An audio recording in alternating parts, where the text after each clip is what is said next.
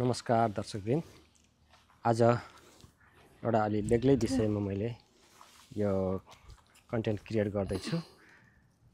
प्राय अब वर्षेनी डिबी पढेर अमेरिका आउनेको अनि चलपल निकै छ। तर डिबी पढिसकेपछि अमेरिका आइपुग्न कति पैसा लाग्छ होला, कति खर्च लाग्छ होला भन्ने विषयमा जिज्ञासा चाहिँ सबैमा हुन्छ। त्यही विषयमा त्यही अन्तर्गत रहेर हामी यहाँ आइपुग्न म पनि डिबी पढेरै अमेरिका आइपुगेको भएर यहाँसम्म आइपुग्न कति पैसा लाग्छ त भन्ने कुरा मेरो खर्चलाई मैले आधार बनाएर एउटा यो कन्टेन्ट क्रिएट गर्दैछु। त्यसमा मलाई साथ दिँदैछन् मेरो बुढी, अहिले चाहिँ उनी काममा व्यस्त छन्। उनलाई पनि के यो विषयमा थाहा छ, मलाई थाहा नभएको कुरा उनीसँग छलफल गरेर मैले सोध्छु। बुढी त कसी काशी कसी काशी अब तिमी बाघ मार्छौ जस्तो गरिसक्यौ त बुढी। अहिले त इजी भयो त इजी। हामी अमेरिकामा कुन सालमा आएको रे तिमीलाई थाहा छ? हामी 2017 मा।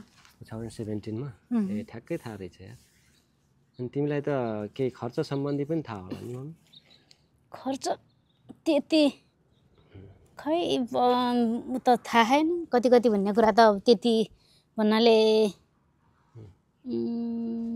त्यो हुन्छ नि त, फरक फरक। अब यति यति भन्ने त्यसरी मलाई थाहा छैन। मलाई एक मुष्ट मात्रै अब यति जति भयो भन्ने मात्रै, त्यति मात्रै थाहा छ, अरू छैन मलाई। सुरुमा डिबी पढिसकेपछि हामीले चाहिँ अब खर्च हाम्रो कहाँबाट सुरु हुन्छ त भन्दा हामी चाहिँ यहाँबाट सुरु हुन्छ।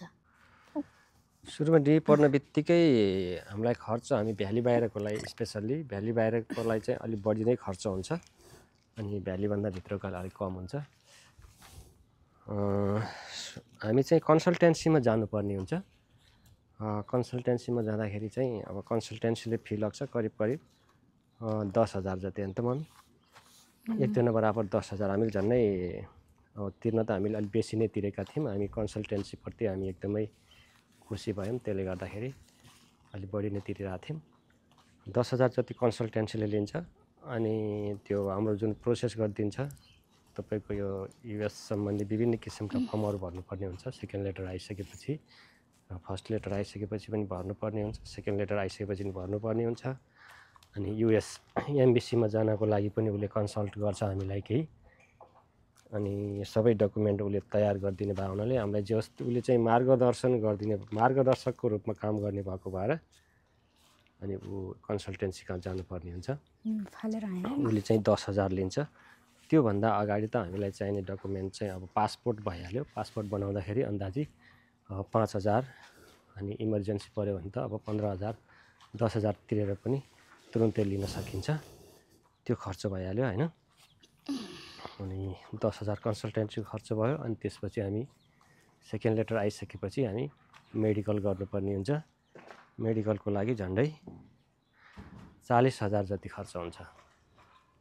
अन्त मम्मी मेडिकलको लागि 40,000 खर्च हुन्छ। अनि त्यसपछि प्रोसेस हुन्छ सेकेन्ड लेटरको। अब त्यो मेडिकल पनि भइसकेपछि लास्टमा अब इन्टरभ्यूको लागि हामीलाई मिति तोकिन्छ र युएसएनबीसीमा इन्टरभ्यूको लागि झन्डै 40,000 जति इन्टरभ्यूमा खर्च हुन्छ। हामीले इन्टरभ्यूमा जाँदाखेरि मेडिकलको रिपोर्ट तयार पारिसकेको हुनुपर्छ र डकुमेन्टहरूमा अब पासपोर्ट त भइहाल्यो, चाहिने अरू डकुमेन्ट त भइ नै हाल्यो, तयार पारेको हुनुपर्छ। अब 40,000 त्यहाँ खर्च भयो भने झन्डै प्लेन टिकट कति लाग्छ अरे मम्मी? प्लेन टिकट पनि खै हजुरलाई थाहा छ सबै, मलाई कति लागेको थियो? खै मलाई त्यति थाहा छैन। हो र? हजुरलाई थाहा छ कति हो, खै बिर्सिसकेँ। प्लेन टिकट पनि अब हेरेर हुन्छ। एकजनाको अब झन्डै 1,50,000 देखि त्यो अब एयरलाइन्सहरू हेरेर पनि हुन्छ र त्यो बिजी कति छन् एयरलाइन्सहरू त्यो अनुसार पनि हुन्छ। झन्डै अब भनौँ न 1,50,000 देखि 1,70,000-90,000 पनि पर्न सक्छ। भनौँ न एभरेजमा चाहिँ 1.5 लाख भनौँ, त्यो हुन जान्छ। अनि त्यसै गरी त्यो प्लेन टिकट भइसकेपछि अब त्यो प्लेन टिकटमा आउन सकियो अमेरिका आइसकियो। त्यति हुँदासम्म लगभग 2,25,000 जति हाम्रो खर्च भइसकेको हुन्छ। अनि अब भ्याली बाहिरको लागि अघि पनि मैले भनिसकेको थिएँ, भ्याली बाहिरको लागि एक्स्ट्रा केही पैसा लाग्छ किनकि काठमाडौँ जान आउन पटक पटक आउने र जाने गर्नुपर्ने हुन्छ। त्यो भए हुनाले समथिङ अब 50,000 जति भनौँ न। अन्दाजी चाहिँ 3 लाखमा चाहिँ अमेरिका पुग्न सकिन्छ है एकजना, होइन त मम्मी? होला 3 लाख जतिमा पर्छ। अब फ्यामिली हेरेर तपाईँहरू अब फ्यामिली अब बच्चा छ अब पछि एड गर्नु भएको छ भने त्यही अनुसार पैसा बढ्दै जाने कुरा भयो। 3 लाख एकजनाको लाग्छ भने अब तिनै अर्कोको लाग्ने भयो, बच्चा भयो अलिक केही कम लाग्छ। एभरेजमा भनौँ न 50% कम हुन्छ बच्चाको, अनि लाग्ने कुरा भयो।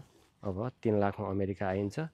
अनि स्पोन्सर गरेको पनि पैसा लिन्छन् भन्न त हामीले सुनेका छौँ, तर त्यसको चाहिँ खासै चाहिँ लिगल रूपमा पैसा लिएको दिएको भन्ने कुरा अहिले सुन्नमा मलाई पनि त्यति आएको छैन। हामीले पनि तिरेनौँ, हामीले पनि स्पोन्सर गर्ने मान्छेसँग आउँदा हामीलाई पैसा तिर्नु परेन। त्यसै गरी अब अमेरिका पुगिन्छ, यति खर्चले चाहिँ अमेरिका पुगिन्छ है त। जस्तो डिबी परेर अहिले अमेरिका आउनको लागि चाहिँ खुट्टा उचालेर बसेको हाम्रो नेपाली दाजुभाइ तथा दिदीबहिनीहरूलाई के भन्न चाहन्छौ तपाईँले?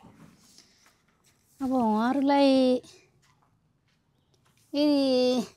यदि तपाईँहरू कसैलाई डिबी परेको छ, अमेरिका आउन चाहनुहुन्छ, अमेरिका आउँदै हुनुहुन्छ भने तपाईँहरूले खास गरी त अब नेपालमा बसेर काम गर्ने बानी परेको हुन्छ नि, उभिएर काम गर्न अलिक गाह्रो हुन्छ।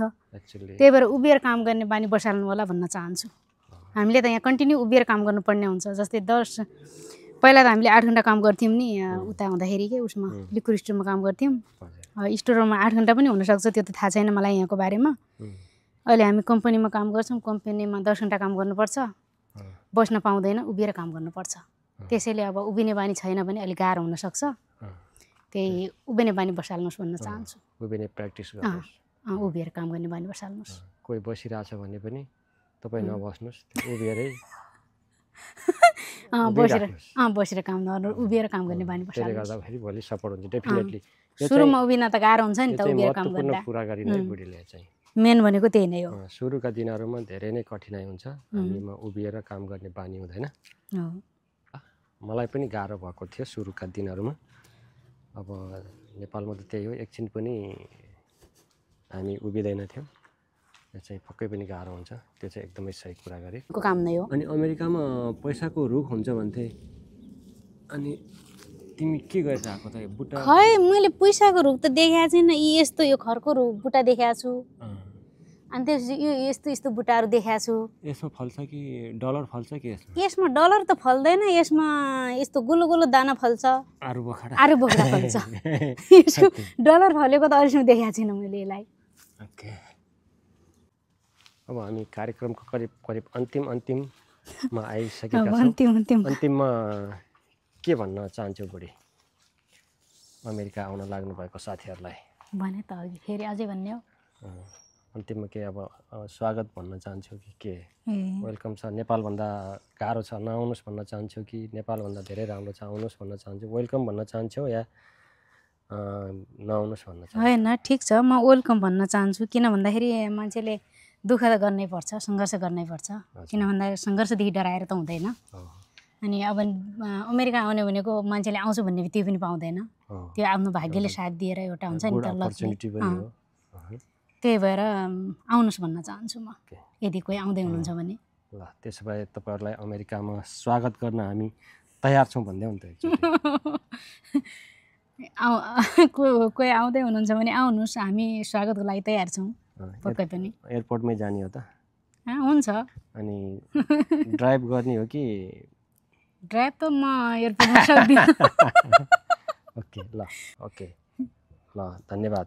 मेरो बुढीले भनिसकिन्, हामी एकदमै स्वागत गर्न तयार छौँ। हजुरहरूलाई वेलकम छ अमेरिकामा। यो भिडियो कस्तो लाग्छ सल्लाह र सुझाव दिनु होला। थ्याङ्क यू, बाई बाई भन्दै बुढी। By by.